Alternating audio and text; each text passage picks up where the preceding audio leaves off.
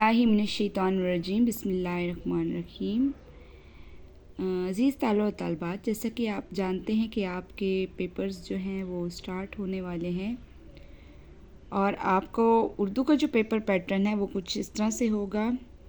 यहाँ पर आपका वर्जन नंबर, शीट नंबर, यहाँ पर आपका रोल नंबर के इनको आपने फ़िल करना होगा। जो आपका रोल नंबर होगा, रोल नंबर के हिसाब से 20 मिनट का आपका हिस्सा ऑब्जेक्टिव होगा, जिसमें से आपने उसको 20 मिनट में सोल्व करना होगा, जो कि कुल मार्क्स जो हैं वो 15 हैं। तो ऑब्जेक्टिव की तरफ चलते हैं। मैं आपको पहला क्वेश्चन जो बताती हूँ कि हर सवाल के सामने दिए गए दुरुस्त दायरा को पुर करें। ये आपका पहला सवाल होगा जो कि आपसे 20 मिनट के बाद ले लिया जाएगा। अहमद की घड़ी बहुत कीमती है। इस जुमले में तज़कीर व तानीस की आपने निशानदेही करनी है। तो वो की से हो रही है। तरफ़ैन तशबीह किन अरकान के मजमुआ का नाम है? तो वो मुशब्बा और मुशब्बा बे है। तरकीब लफ्ज़ी की निशानदेही करनी है। तो वो है तरकीब, तो ये है दियार इश्क। और जिस नज़म में किसी ज़िंदा बादशाह, सरकारी अहदेदार, वज़ीर, मशीर की तारीफ़ की जाए उसे क्या कहते हैं? उसे कसीदा कहते हैं। अली ने किताब ख़रीदी, कौन सा जुमला है? जुमला फ़ेलिया, यानी कि जिसमें कोई काम हो रहा होता है।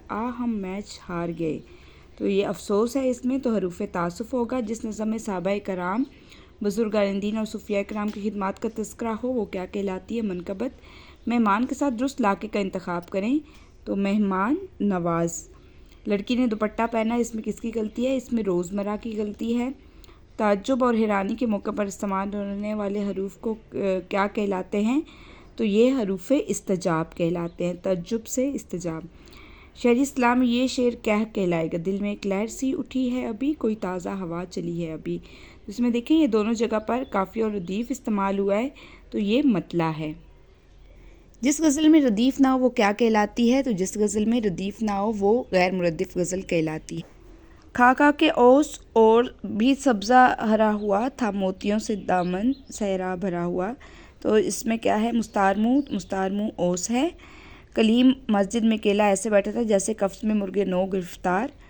तो ये क्या है? ये जैसे, तरह, मानिद, ये हरफ़े तशबीह के अल्फाज हैं। बेखतर कूद पड़ा आतिश नमरूद में इश्क। तो ये सनत तलमी है क्योंकि ये ख़ास वाक़े की तरफ इशारा कर रहा है। अब आपका जो हिस्सा दोम होगा उसमें आपने इबारत को पढ़कर सवालों के जवाब देने हैं, और फिर इसका बे जो हिस्सा है उसमें आपने इशार को पढ़कर सवालों के जवाब देने हैं। फिर आपका जीम हिस्सा कवायद होगा, और हिस्सा सोम जो है वो आपने इबारत की तशरीह करनी है या इशार की तशरीह करनी है, नज़मिया जुज़ में से और गज़लिया जुज़ में से। और फिर जो आपका एक सेट आपने एक आप बीती लिखनी है या रुदाद, या फिर जो है मुकालमा लिखना है या कालम। तो आपको अगर कालम आए तो आपने गौर करना है कि कालम और मुकालमा में फ़र्क है। मुकालमा दो लोगों के दरमियान होता है और कालम जो है वो आप पैराग्राफ की सूरत में लिखते हैं। ये चीज़ आपने ज़रूर जहन में रखनी है। इसी मॉडल पेपर को हम सोल्व तरीके से देखते हैं। तो ये है आपकी इबारत, मुस्तकिल और मजबूत आज़ादी है। इसको देखकर आपने सवालों के जवाब देने। तो देखें, आपने सवालों के जवाब देते हुए बिल्कुल इबारत में से सवाल लेकर आपने सवाल के गिर्द रहते हुए आपने सवालों का जवाब देना है। तो अगर आपको समझ नहीं आ रही तो आप वीडियो को पॉज करके साथ स्टॉप करके आप इसको देख सकते हैं इबारत में से कि किस तरह से इबारत के सवालों का जवाब दिया गया है।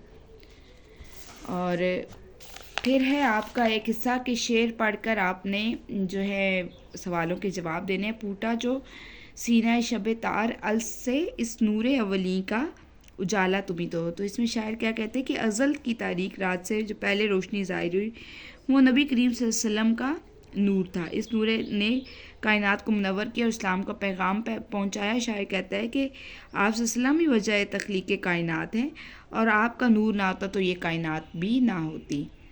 शायर ने ये क्यों कहा है कि हमसे खिलाफ होकर ज़माना क्या करेगा? यानी कि तबलो इल्म ही पास है ना अपने मुल्क को माल, हमसे खिलाफ होकर करेगा ज़माना क्या? तो क्या कहते हैं कि लोग उन्हीं के मुखालिफ होते हैं जिनके पास मालो दौलत होती है, शान शौकत होती है।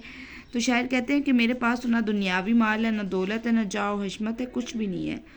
तो लोग जो हैं वो मेरे ख़िलाफ़ होकर क्या करेंगे? क्योंकि लोग तो मालो दौलत वाले लोगों के ख़िलाफ़ होते हैं। मुशायरा और क्रिकेट में मुश्तरक खूबी क्या होती है? तो दोनों में क्या है? लुत्फ़ और मिज़ाह का جو ہے مماثلت پائی جاتی ہے. وہ کہہ رہے ہیں کہ دیکھا جائے تو مشاعرہ اور کرکٹ ایک ہی طرح کا کھیل ہے. دونوں میں مشترک خصوصیت جو ہے وہ تفریح ہے. اسرار فنا اور راز بقا کھلنے کا کیا طریقہ ہے؟ تو یہ طریقہ ہے یعنی کہ اللہ تعالیٰ کو پکارا ہوتا تو انسان اپنے دنیاوی محبوب کے لیے تڑپتا ہے تو اللہ تعالیٰ کی معرفت حاصل ہوتی ہے. تو یہی اللہ تعالیٰ کو پوری طرح سچائی و محبت کے ساتھ رجوع کرنے سے انسان کو معرفت، فنا اور بقا کے تمام راز سمجھ میں آتے ہیں. فقیری طریقہ سے کیا مراد ہے یا شعر میں کون سی صنعت استعمال ہوئی ہے؟ تو فقیری طریقہ سے مراد ہے مال و دولت سے بے نیاز ہو اور سادگی اور قناعت کی زندگی ہو اور عزت اور وقار ہو، یعنی کہ انسان پیسے کے لیے خود ہی کو بالکل بھی نہ بیچے. اقبال کے مطابق یہ درویشی اور فقیری طریقہ کار ہے. اور یہ اس شعر میں کیا ہے؟ صنعت تضاد استعمال ہوئی ہے کیونکہ امیری اور میرا طریق امیری نہیں فقیری ہے. تو یہ صنعت تضاد ہے اس شعر میں. اور حصہ قواعد میں سے آپ نے کیا کرنا ہے؟ حصہ قواعد میں سے علی محنتی ہے، اس کی ترکیب نحوی کرنی ہے. تو آپ کو پتہ ہے کہ یہ جملہ اسمیہ ہے جس کے 3 اجزاء ہوتے ہیں. مسند علی مسند علیہ یا مبتدا ہے اور مسند محنتی مسند یا خبر ہے، حیر فعل ناقص ہے. غزل کی بالحاظ ہے 2 بنیادی خصوصیات لکھیں. تو اس کے اشعار کی تعداد جو ہے وہ کم سے کم 5 ہوتی ہے اور زیادہ کی کوئی حد نہیں ہے. اور جو ہے اس میں ایک تو یہ بھی لکھ سکتے ہیں کہ ہر شعر جو ہے وہ دوسرے شعر کا محتاج نہیں ہوتا، یعنی کہ ہر شعر کا الگ معنی اور موضوع ہوتا ہے. اور پھر اس میں کیا ہے کہ مطلع اور مقطع کا کانسیپٹ ہوتا ہے، یعنی کہ مطلع جو غزل کا پہلا شعر ہوتا ہے اور مقطع جو ہے غزل کا آخری شعر جس میں جو ہے شاعر اپنا تخلص استعمال کرتا ہے. نظر میں وہ گل سما گیا تمام ہستی پہ چھا گیا. تو شعر میں استعارہ کا استعمال ہوا ہے. شعر میں گل کو کسی شخص کی خوبصورتی یا دلکشی کے لیے استعمال کیا گیا ہے. تو یہ اس سوال کو بھی آپ اچھے سے دیکھ لیں. صنف سخن مناجات کس سے کہتے ہیں؟ تو ایسی نظم کو کہتے ہیں جس میں اللہ تعالیٰ سے مدد مانگی گئی اور دعا کی گئی. اور صنعت تکرار کلام میں ایسے الفاظ لانا جو بار بار دہرائے جائیں، جیسے روتے روتے کون سویا خاک پر، ہنستے ہنستے کس کا جھولا رہ گیا. تو یہ دیکھیے عبارت کی تشریح ہے ہمارا حصہ سوم. تو دیکھنا ہے کہ آپ نے عبارت کی تشریح میں حوالہ متن لکھنا ہے سب سے پہلے، یعنی کہ مصنف کا نام اور یہ عبارت کہاں سے لی گئی ہے، سبق کا نام. اس میں آپ نے دیکھنا ہے کہ عبارت کو آپ نے ایز اٹ از نہیں لکھ دینا، جیسے چرب زبانی ہے، مشکل الفاظ ہیں، ان کو آسان لفظوں میں لکھنا ہے. کثیف سا تکیہ یعنی کہ گندا سا تکیہ. عبارت کو جتنا ہو آپ نے آسان لفظوں میں لکھنا ہے. یہ دیکھیں یہ آپ نے حوالہ متن دینا ہے توبۃ النصوح کے بارے میں، اس میں ہے یہ درج. اس عبارت میں کلیم کے زائردار بیگ کی جو ہے حالات زندگی بتائے گئے ہیں. چرب زبانی کو کلیم کی بھوک نے مرزا کی چرب زبانی کو واقعی اثردار بنا دیا ہے، یعنی کہ کلیم نے جو چنے کھائے تھے وہ سارا کچھ. یہ عبارت ہے، آپ میں آپشنز ہیں. اور یہ دیکھیں یہ اقتباس سبق لڑی میں پڑے ہوئے منظر سے لی گئی ہے اور اس میں جو ہے آپ نے بتانا ہے سارا اس کو آسان لفظوں میں. اور درج ذیل نظمیہ اشعار بغور پڑھ کر ایک نظمیہ جو اس کی تشریح کریں، وہی ہے مشرق وہی ہے مغرب. تو تشریح میں ہر شعر کو آپ نے الگ سے لکھنا ہے، یعنی کہ شعر اور اس کی تشریح بھی آپ نے الگ سے کرنی ہے. دیکھیے یہ آپ 4 شعر دیے گئے ہیں اور 4 شعر کی تشریح بھی اچھی خاصی آپ نے الگ سے لکھنی ہے. یہ نہیں کہ آپ نے ایک ہی اس میں پیراگراف میں لکھ دینی ہے.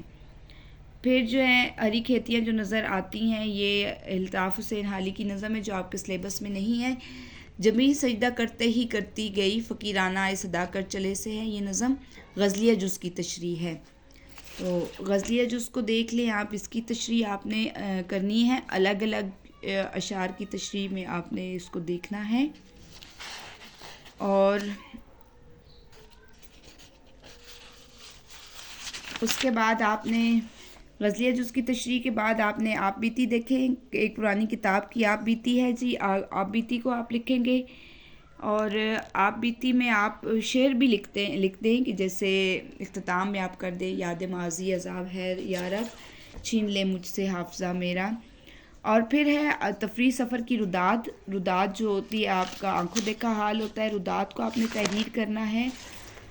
اور لاسٹ میں ہے جی آپ کو یہ آ جاتا ہے کالم اور مکالمہ. پہلے اکثر مکالمہ آتا تھا جو 2 لوگوں کے درمیان ہوتا تھا، اور اب جو دیکھا جا رہا ہے یہ کالم آ رہا ہے جو پیراگراف کی صورت میں ہے.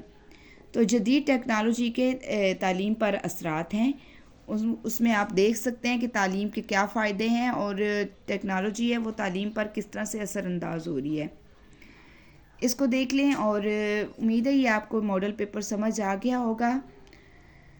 میں آپ کو الگ سے کوسچن جو ہے اگلا وہ یہ کالم کا الگ سے اس کی ایک ویڈیو ہے شیئر کر دوں گی، جس میں آپ کو سمجھ آ جائے گا کہ مکالمہ ہو تو کس طرح سے تحریر کرنا ہے، اور کالم آ جائے تو آپ نے کس طرح سے تحریر کرنا ہے۔ امید ہے آپ کو یہ آج کا جو ماڈل پیپر ہے یہ آپ کا سمجھ آ گیا ہوگا، کیونکہ آپ کا جو پیپر آ رہا ہے امتحان جو آپ نے اردو کا پیپر دینا ہے اس بار فیڈرل بورڈ میں، وہ بالکل اسی پیٹرن پر آنا ہے۔ تو اگر سمجھ نہیں آ رہی ہو تو آپ کمنٹ کر کے بتا سکتے ہیں، تب تک آپ اپنی ویڈیو کا انتظار کریں۔ اللہ حافظ۔